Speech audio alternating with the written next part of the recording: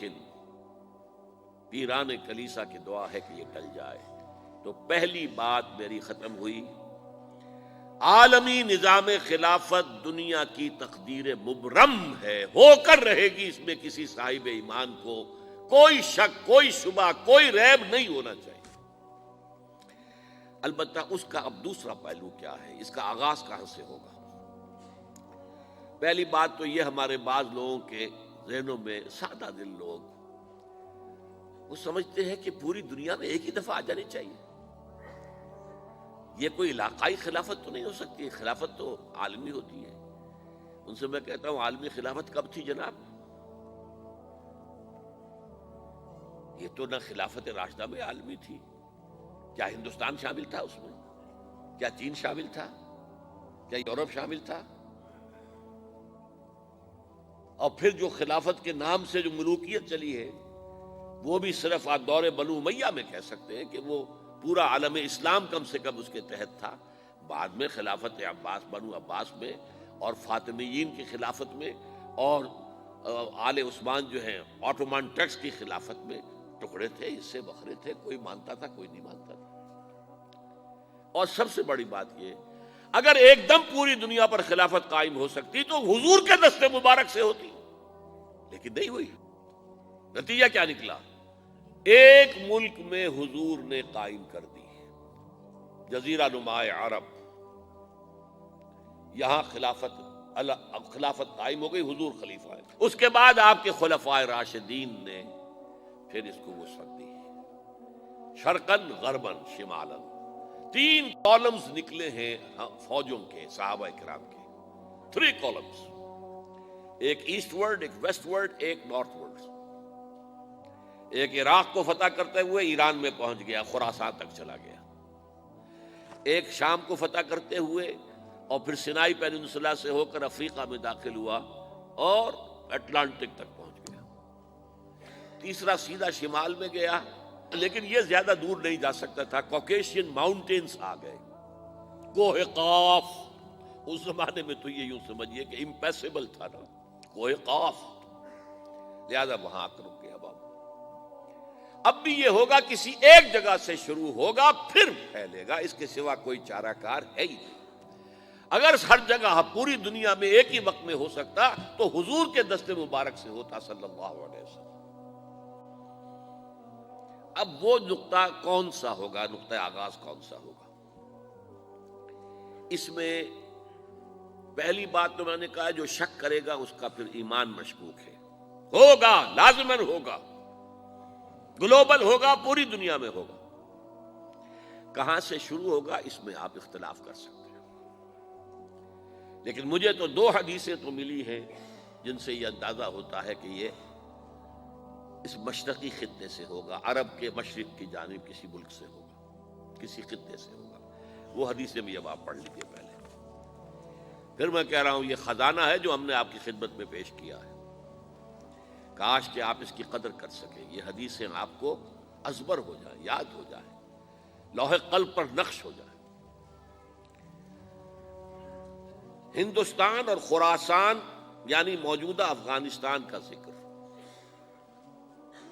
ابن ماجہ کی روایت ہے، عن عبداللہ ابن الحارث رضی اللہ تعالی عنہ قال رسول اللہ صلی اللہ علیہ وسلم یخرج ناس من المشرق یؤتئون للمہدی یعنی سلطانہ، یعنی سلطانہ، دونوں طرح سے پڑھ سکتے ہیں۔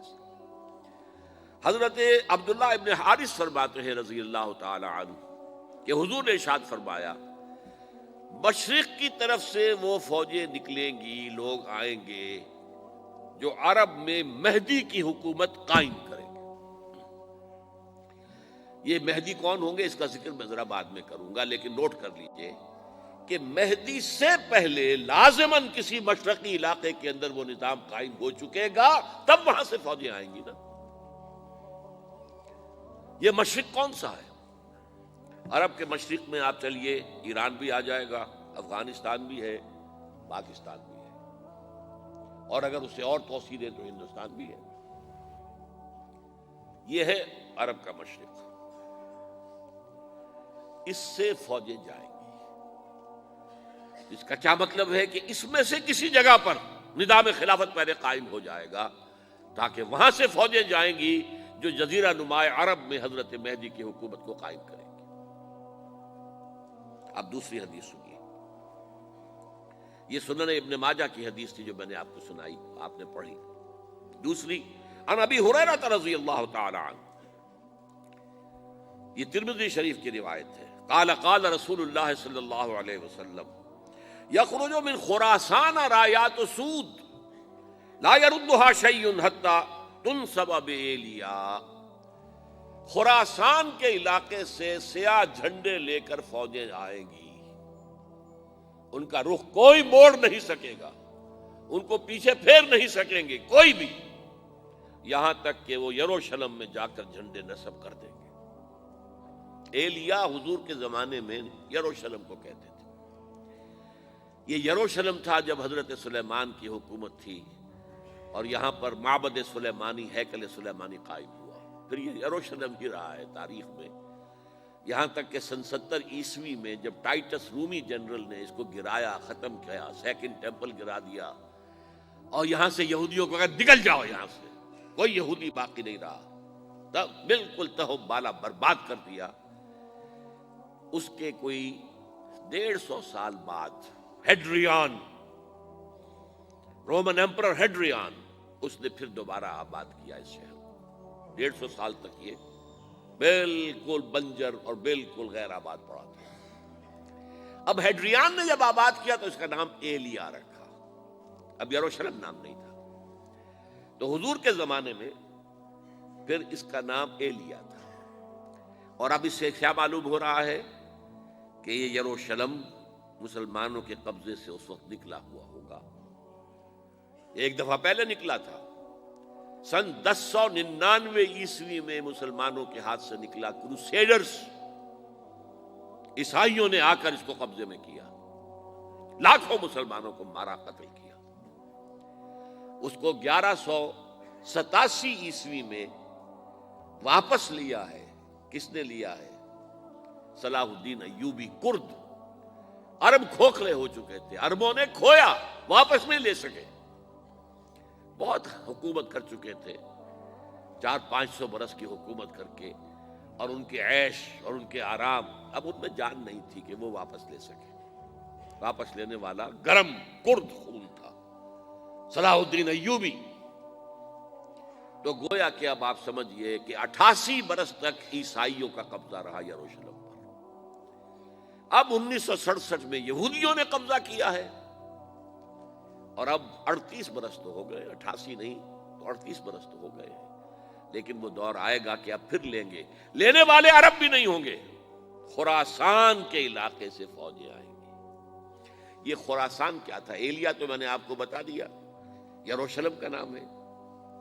خراسان اس زمانے میں ایک بہت بڑے ملک کو کہتے تھے، کچھ حصہ پاکستان کا بھی اس میں شامل ہے، کچھ حصہ ایران کا بھی ہے، ایران کے اس حصے کو اب بھی خراسان کہتے ہیں، وہ ایک صوبہ ہے، خراسان ایک صوبہ ہے ایران کا چھوٹا سا۔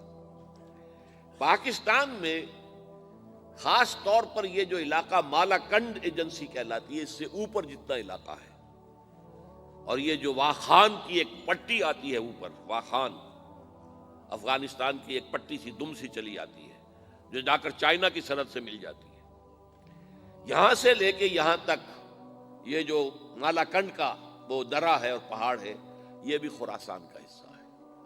باقی تقریباً 2/3 آف افغانستان ساؤدرن حصہ نہیں ہے خراسان کا حصہ، یہ سیستان کہلاتا تھا، یہ خراسان نہیں ہے، لیکن یہ کہ اوپر کا 2/3 آف افغانستان، اور اس کے ساتھ یہ جو عرب، جو اب یہ ترک ممالک آزاد ہوئے ہیں سوویت یونین کی ڈسولوشن کے ساتھ،